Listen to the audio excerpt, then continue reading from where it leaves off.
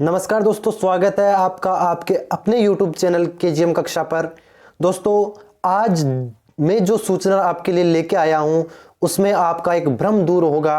कई दिनों से कई बच्चों की क्वेरीज आ रही थी कि सर ये लैब असिस्टेंट की योग्यता में परिवर्तन का क्या केस चल रहा है, योग्यता क्या बदल रहे हैं, क्या हमारी वाली लैब असिस्टेंट जो होती है स्कूल का प्रयोगशाला सहायक होता है उसकी योग्यता बदल रहे हैं या किसकी बदल रहे हैं। इसके लिए खुद सीएम अशोक गहलोत जी ने भी ट्वीट किया था और आज उसकी ऑफिशियल प्रूफ जानकारी मैं आपको यहां पर दे रहा हूं।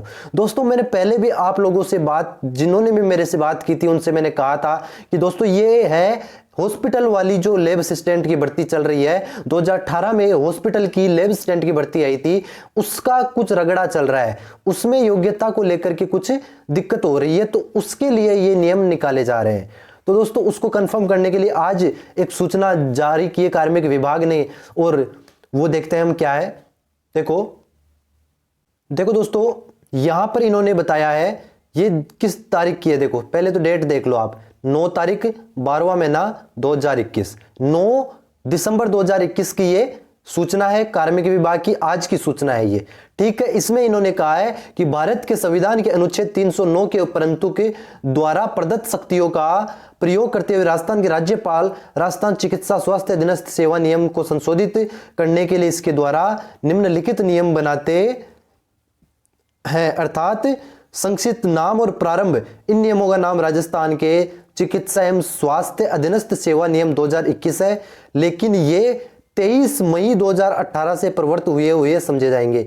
ये कह रहे हैं कि ये नियम 23 मई 2018 से ही लागू कर दिए जाएंगे, उसके बाद की जो भी वैकेंसी उसमें लागू किए जाएंगे। क्योंकि दोस्तों ये जो वैकेंसी थी 2018 में आई थी और इस दिन मतलब 23 मई से पहले आई थी वैकेंसी, तो यहां से इन्होंने ये बात ऐड की है कि इसी भर्ती के लिए तो चेंज किया है। इसमें क्या किया है इन्होंने, देखो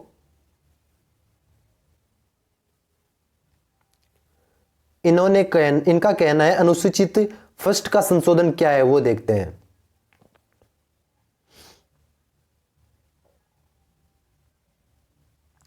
देखो अनुसूचित फर्स्ट का जो संशोधन है वो ये कह रहा है कि राजस्थान चिकित्सा और स्वास्थ्य अधीनस्थ नियम 1965 से संलग्न सूची में शीर्ष ग्रुप के 6th पैरा चिकित्सा संवर्ग चिकित्सा के अधीन विद्यमान क्रम संख्या 8 और इसकी प्रविष्टियों के स्थान पर निम्नलिखित प्रतिस्थापित किया जाता है। मतलब जो पहले नियम था उसको प्रतिस्थापित कर रहे हैं। अब जो हॉस्पिटल में प्रयोगशाला सहायक होंगे, कहां पर दोस्तों, हॉस्पिटल में जो प्रयोगशाला सहायक होंगे उनके लिए क्या चाहिए होगी, मान्यता प्राप्त बोर्ड से विज्ञान के साथ में सीनियर सेकेंडरी या उसके समतुल्य परीक्षा। एक तो इन्होंने कहा है कि आपको बायो से 12th पास होना चाहिए, साइंस से 12th पास होना चाहिए, बायो का कोई जरूरी नहीं होता, उसमें साइंस स्ट्रीम होनी चाहिए। ठीक है, उसके अलावा आपके पास में किसी मान्यता प्राप्त संस्थान का चिकित्सा प्रयोगशाला प्रौद्योगिकी में डिप्लोमा होना चाहिए, DMLT का कोई भी डिप्लोमा आपके पास में होना चाहिए। ये तो इन्होंने नए नियम में कहा था, लेकिन इससे दिक्कत उन लोगों को हुई जो संविदा पर काम कर रहे थे 12th बेस पर, 12th पास आउट होकर के संविदा पर कई सरकारी हॉस्पिटल में काम कर रहे थे। तो उन लोगों ने रेट लगाई कि पहले फिर हमारे को एंटर क्यों नहीं किया, पहले क्यों नहीं लिया, अगर आपको ऐसा करना चाहिए था तो फिर हमें तो नुकसान हो जाएगा। तो अब की बार उन लोगों को एक सुविधा दी है कि देखो आगे क्या बोल रहा है, तथापि कहते हैं तथापि एक बारीय उपाय के रूप में वे भी जिनके पास में कोई मान्यता प्राप्त वृत्तिक अर्हता नहीं है किंतु सरकार द्वारा मान्यता प्राप्त बोर्ड से सेकेंडरी परीक्षा उत्तीर्ण है और राज्य सरकार के किसी अस्पताल का प्रयोगशाला में संविदा पर या सेवा प्रदत्त एजेंसी के माध्यम से प्रयोगशाला तकनीशियन या प्रयोगशाला सहायक के रूप में 3 वर्ष का न्यूनतम अनुभव रखते हुए दिनांक 29/5/2018 द्वारा विज्ञापित प्रयोगशाला सहायक के पद के भर्ती के लिए पात्र होंगे। मतलब भाई वो लोग भी पात्र होंगे जो संविदा पर लगे हुए हैं, जिन्होंने, लेकिन उनके पास में 3 साल का, दोस्तों 3 वर्ष का न्यूनतम अनुभव होना चाहिए। तो इस तरीके से ये इसी भर्ती में लागू होगा भाई, इस 2018 वाली भर्ती के लिए ही है ये ओनली किसके लिए है, 2018 के लिए वैलिड है। इसके बाद में जो भी वैकेंसी आएगी उस वैकेंसी में इन्होंने कहा है कि उसमें क्या किया जाएगा, उसमें एक तो होना चाहिए आपके पास में 12th साइंस, उसके अलावा आपके पास में किसी भी मान्यता प्राप्त संस्थान का डिप्लोमा होना चाहिए, पैरामेडिकल डिप्लोमा होना चाहिए। तो दोस्तों ये सूचना आपके लिए इंपॉर्टेंट थी। अब आपके भाई इसके आगे भी कुछ दे रखा है इसमें कि ऐसे जो भी विद्यार्थी है, समस्त चयनित अभ्यर्थियों को 6 माह से अनिम्न कालावधि का कोई ब्रिज कोर्स करना होगा। भाई उन लोगों को भी ये लेंगे जिन्होंने कोई संविदा पर कार्य कर रहा है, जो कि 12th बेस पे लगा हुआ है, उनको भी ये लेंगे। लेकिन उनके लिए एक शर्त रखी है कि आपको अपने ज्वाइनिंग के 2 साल के भीतर आपको एक ब्रिज कोर्स करना पड़ेगा 6 महीने का, ठीक है। उसके बाद में ही आपका स्थायीकरण हो पाएगा। प्रोबेशन कंप्लीट होने के बाद में जो स्थायीकरण होता है ना, वो स्थायीकरण तभी हो पाएगा जब आप 2 साल के अंदर अंदर आप ये फॉलो करते हो। 2 साल के अंदर अंदर आप 6 माह का कोई भी ब्रिज कोर्स आपको करना पड़ेगा, जो राज्य सरकार अभी निर्देश करेगी, ठीक है दोस्तों। तो अब आपको चिंता करने की कोई जरूरत नहीं है। आप अगर 12th पास हो, स्कूल लैब असिस्टेंट की तैयारी कर रहे हो, तो लगे रहो। कोई आपको अभी तक जो सूचना है उसमें कोई ऐसा कुछ नहीं है जिसमें कि कुछ योग्यता में बदलाव करेंगे, ठीक है। बदलाव करेंगे तो तब देखेंगे। 99% 12th पास ही रहेगी इसकी योग्यता।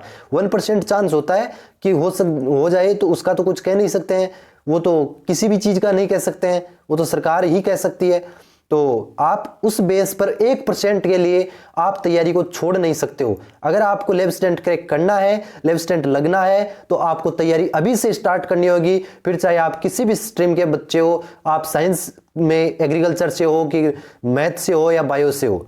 कुछ बच्चे होते हैं जो स्थायीकरण को लेकर के मतलब एज को लेकर के मेरे पास में क्वेरीज करते हैं कि सर मेरा 2004 में डेट ऑफ बर्थ है, तो क्या मैं एप्लीकेबल रहूंगा या नहीं रहूंगा। तो बच्चों 99% आप एप्लीकेबल रहोगे, क्योंकि दिसंबर जा चुका है लगभग, मतलब 10 दिन चले गए हैं और आगे वाले 20 दिन तक वैकेंसी आएगी। तो आपके फॉर्म भरे जाएंगे कम से कम 1 महीना, और आप अगर आपका दिसंबर 2022 तक 18 साल कंप्लीट हो रहा है तो आप एप्लीकेबल हो। आप 2004 दिसंबर के हो तो आप एप्लीकेबल हो, कोई दिक्कत नहीं है। आप तैयारी स्टार्ट कर दो, तैयारी शुरू कर दो, ठीक है दोस्तों।